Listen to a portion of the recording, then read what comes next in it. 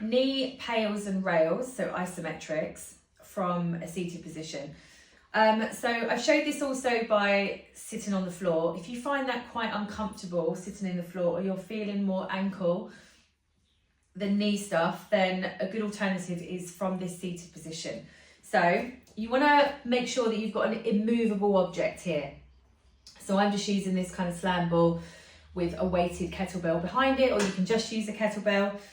I think if you're using a kettlebell to kind of lay a bit of a towel over the top, something that has a little bit of padding on the foot anyway. So I'm going to use the block to block any of the upper leg stuff from working. So I'm going to hold a block in between my legs, okay?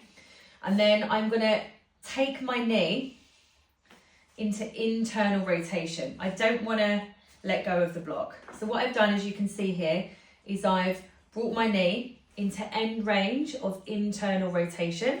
So bringing that big toe in towards the medial part of the body. And I'm going to wedge it into this ball. So it can't move. So I've basically locked it in place, okay? So what I'm going to do is for the Pails effort, so the progressive angular isometric loading, so that's the lengthened tissue, I'm going to try to turn my foot into that ball, okay? So I'm going to try to turn it back towards a more kind of neutral position, all right?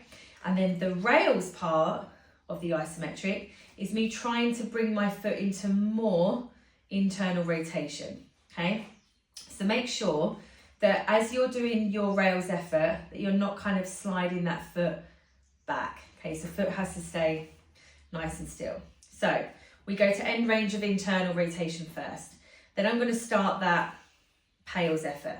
So I'm going to take a big deep breath in, pack that air down, irradiate through the body, and I'm going to start to drive that foot into that ball. I should be feeling a bit of ankle stuff, but it should mainly be a lot of the shin tissue stuff working up here, up the front of the leg.